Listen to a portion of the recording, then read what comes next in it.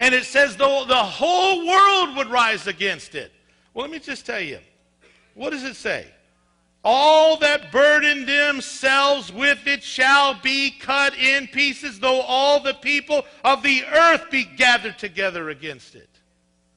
Which leads us, folks, to this whole thing that I thought was very, very interesting. When on March the 11th, and I want you to remember these dates, March the 11th, the Japan earthquake was considered one of the largest earthquakes in history of all time. Now, why that's interesting is because I remember Carolyn and I were returning back from somewhere, and obviously Carolyn has to drive now all the time. And so I'm listening to the news. I always like to listen to news at the top of the hour. And they were talking about the earthquake, so I was very interested in this. And they quoted the mayor of Tokyo. And how that he said he believed that this was the judgment of God. I looked at Carolyn, I said, "Did you hear that?" She said, "Yeah." I said, Who did they say said that? Of course, it went so fast I wasn't really, I was half paying attention, but when he said that, I thought, wow, who is that? Well, I spent a long time trying to find it, because what ended up happening is after he had made the statement, there was so much pressure that came from the governmental leaders in Tokyo and in Japan that he had to make the next day a public apology for saying that he believed, and you can find on this is on Newsvine, for example, I found it, that the governor of Tokyo said that the earthquake, the tsunami, the subsequent nuclear meltdown that followed was, quote, divine punishment from heaven. Now, I want to tell you why I think this is interesting. Now, I want you to listen to this date. March the 11th last year, Japan, of all people, decided they were going to jump on the bandwagon. They made an official statement. You can go to their website. You can type in, this is a copy and paste from their website right there. Just type in Ministry of Foreign Affairs of Japan. It'll take you to the government's official website. They have all this stuff on record. Here's how it reads. The official statement regarding the construction in East Jerusalem and the West Bank.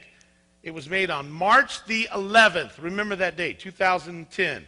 Here's what it says. Quote, the government of Japan deplores the decision of the government of Israel to give permission for construction of 1,600 housing units in East Jerusalem and an additional 1,200 units in the West Bank, just after Israeli-Palestinian leadership accepted the start of indirect talks. The government of Japan does not recognize any act that prejudices the final status of Jerusalem and the territories in the pre-1967 borders. The government of Japan does not recognize any act that prejudices the final status of Jerusalem and the territories in the pre-1967 borders.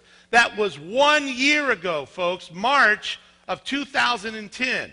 Now, if you'll take this study out, then you'll find January of this year, on the 11th, they condemned the housing of the Jewish people in East Jerusalem. Here is their official statement. They said it very clearly, talking about that they were going to tear down the Shepherd Hotel in East Jerusalem to build apartments because, as the Bible says, people would return to Israel and they'd set up their headquarters. And obviously, it says right here, and you can see the ambassador standing there as he's shaking hands with not the prime minister, but the thank you, the president of Israel. He said he had already informed Israeli government of the officials of the Japanese view. And then notice what he says. This is an official statement from Japan. Japan once again strongly encourages both Israel and the Palestinian sides to focus on the goal of a two-state solution. No, folks, no. You don't divide Jerusalem. You don't divide Israel. You don't mess with God's land. Well, then on February 10th, 2011, again, Japan does not recognize any act that anticipates the final status of the territories of pre-67 borders nor Israel's annexation of East Jerusalem. Once again, their official statement, I'm just going to trust that you will have time to do this on your own. That was on February 10th. Then February the 28th, guess what happens? Japan turns around and signs an agreement of $1.1 billion to the Palestinians to help them with their next $32.5 million agreement. They go on to say that the Palestinian Authority says that I single out the interests of the Japanese government in executing projects in Jericho and the Jordan Valley. They're implemented projects totaling $40 million, and goes on, talks and brags about how we depend on them so much. Well, now, folks, listen to this. After making it abundantly clear where Japan would stand regarding Israel, on the very day, March 11th, the exact same day, 1 year later, after back-to-back approving of Israel for the building of its rightful land, the earthquake strikes. It was a 9.0. It followed by a 30-foot tsunami.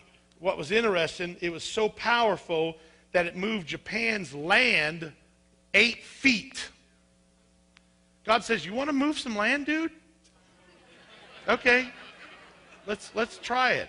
Let's play.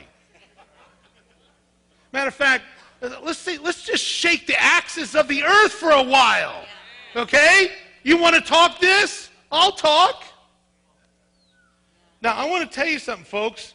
The death toll is over 15,000, and with the total estimate of $309 billion.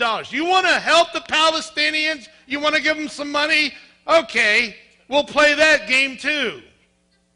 Now, let me just tell you something, folks. You say, well, I'm not sure God sends earthquakes, John. Well, then you might want to talk to Korah and his family.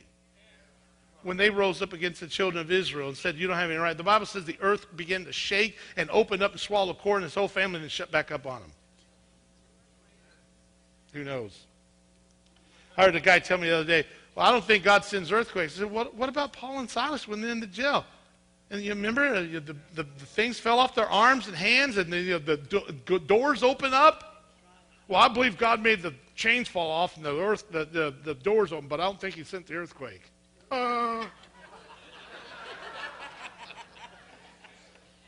What does it say? In that day he'll make Jerusalem a burdensome stone for all people. All that burden themselves shall be cut in pieces, though the entire world would gather against it.